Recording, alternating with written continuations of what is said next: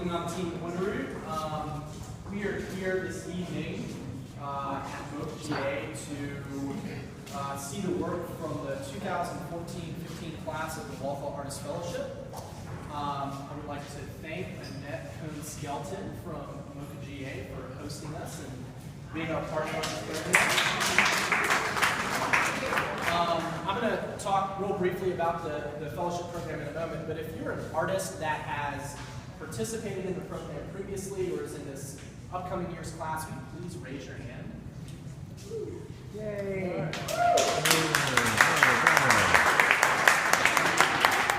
So, if you all are friends of Winroot, supporters, collectors, patrons in the arts, please talk to these fellows to learn about their work and how you can be supportive of their work and get involved with the fellowship program.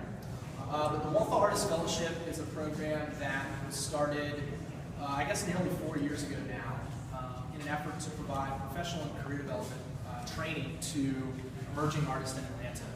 We're hearing so often these artists that get out of art school that maybe you learn how to paint in art school, but you don't learn how to sell your painting. And so through this year-long program, the fellows get 9 months of professional training, learning about business planning, intellectual property law, how to work with galleries and museums, proposal writing, financial management, all the things that artists really love.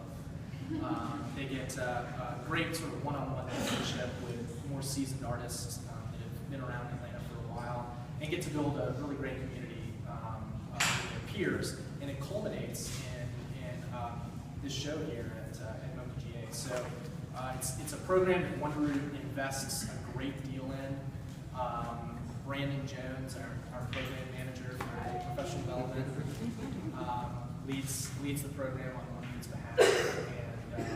And we just hear all the time from all the artists that come out of it that they're glad that they spent this year with us. So with that in mind, we wanted to give a couple of the current and previous year's fellows an opportunity to share about their experience being in the program. And Masood Olafani is one of my favorite artists in Atlanta and does work that really connects to Winroot's mission at the intersection of art and social change. And so I'm going to give Masood an opportunity to share about his work and experience being in the program.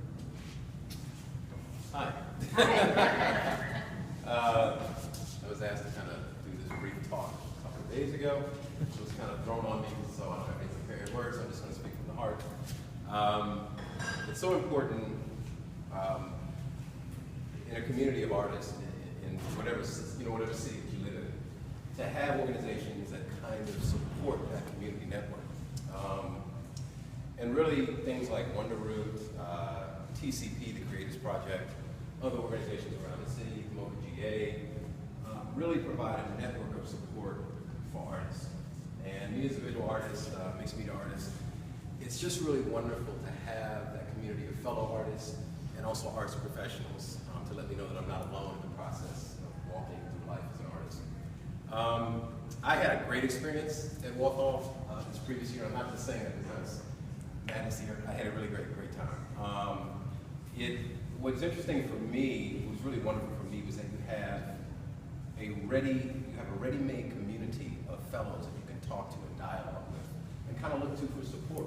Because every artist has had times, we've all had moments when we're like, I'm just having a hard time in the studio today, man. I don't feel like working. Or the work's not going the way that I want it to.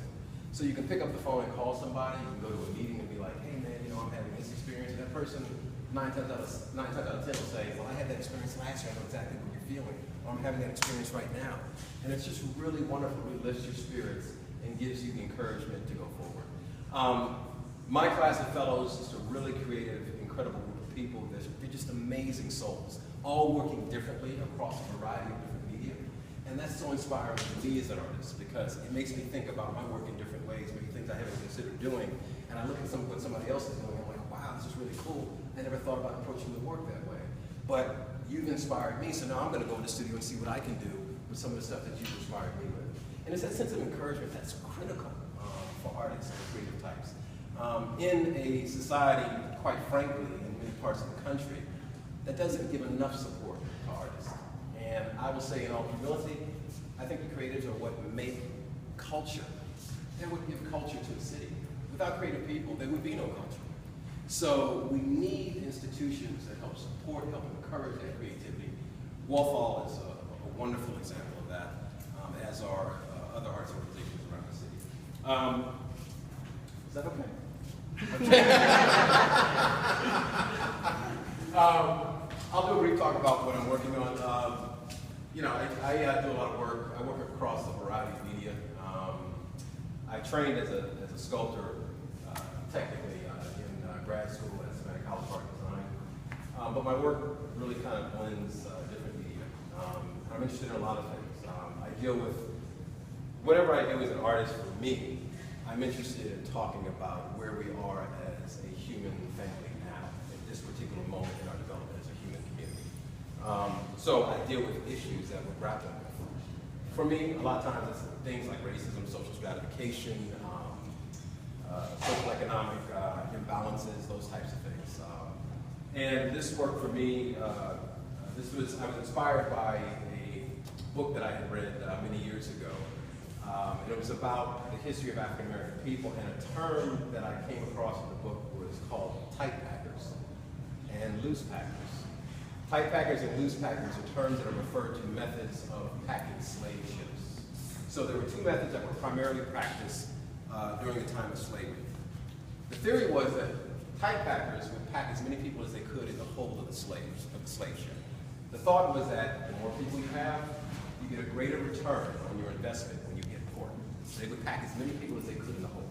So a lot of times when you see those schematic drawings of the Brooks slave ship or other historical slave ships, people are kind of spoon-shaped.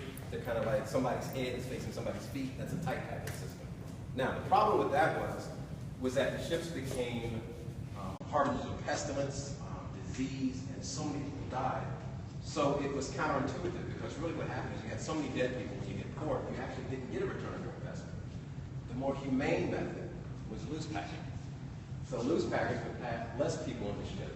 And the theory was that when you hit port, more people survive, so you got a greater return on the investment.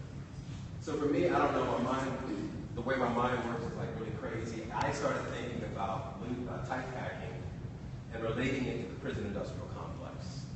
And how many people are packed into our prisons, into our penal systems.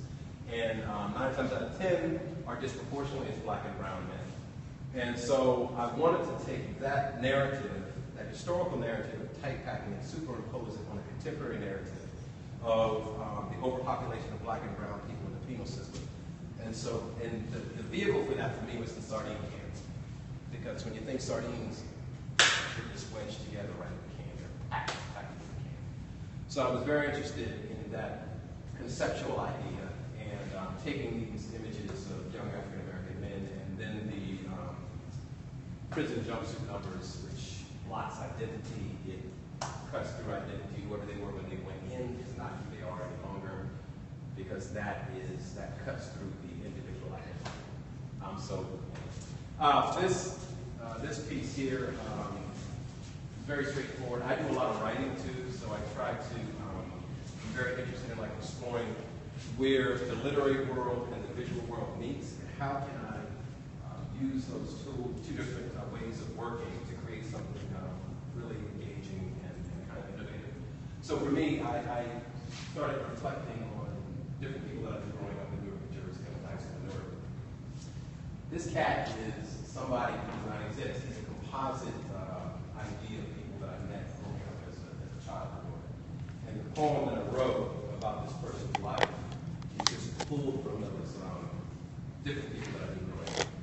The narrative about a young man who was a basketball star, but all his kind of hopes and dreams and athletic kind of endeavor, and then when that didn't pan out, what happens in the wake of that, when you have placed all of your heart in something that's so tenuous and not guaranteed, and you think your entire identity is tied up in that, what happens when that's taken away? So, I don't want to talk too much about these. I think you guys are smart enough to get a lot of the information.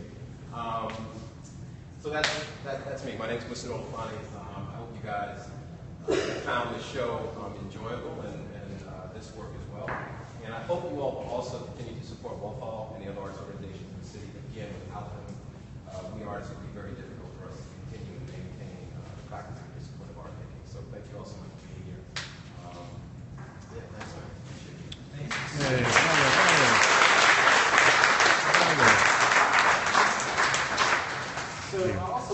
Thank you for the hearts. A fellow artist from this current year's class that just started this past June, just a couple of months ago. Tyrus liked an opportunity to share about where he is in his career, his practice, and why now is the time that you applied for the fellowship and what you're looking forward to the next year.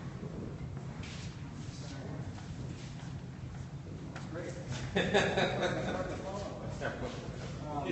I'll start with why I applied to the fellowship. And there's mainly two reasons.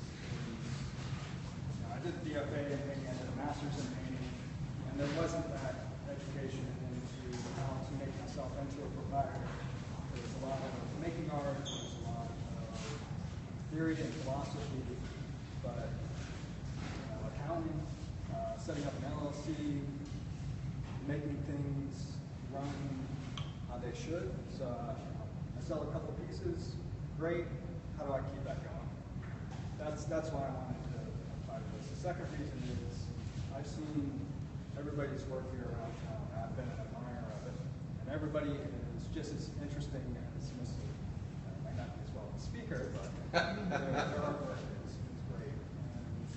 And I thought it'd be an honor to be amongst everybody here. Where I'm at in my practice is last February I had a windfall of sales and was able to quit my day job. And I've been working out of my studio, which is downstairs, since then, and it's pretty scary because I have to both make and sell, and make and sell, and really do wear a lot of hats. And the fellowship's been alleviating a lot of the pressure that I felt going and taking that course. I mean, it was really jumping off the deep end when I decided, I have a 50-month-old daughter, I've got a house payment, I've got a wife who stays home to take care of the daughter because we can't afford child care. It was scary. We're going into our third symposium on Saturday, and so far, a ton of information, a lot of people. The first one was over arts and arts and advocacy. Arts and advocacy. So we got to meet a lot of people that were in the Arts for Georgia organization and kind of peek behind the curtain on how things run, how Walthall runs. The last one was in a little bit of marketing and we met a few lawyers, which is always good. We need to know how to have contracts, how to get our work back, and if something does arise, who are the right people to talk to about that. And it just goes on from there. So that's pretty exciting to know that I'm going to have this tool set that will make the luck continue to happen. So I can take advantage of the opportunities as they come by. I don't know how to do that. Outside of that, I've got a show coming up at Agnes Scott. That'll be September 24th. It'll be a fantastic show with 4 other people, all Atlanta artists. Well, one's from Athens. And then I'm also part of the CSA Season 7, I think it is now. So, if y'all don't know what that is, there's 6 artists. Each of them are making 30 works. And you can buy stock, and there are release parties for the works. And I'm sure you can talk to 4 people. Yeah, it's Matt and Stephanie. Raise your hands. Talk to Matt and Stephanie if you're interested in participating in CSA and find a way to support these artists and get some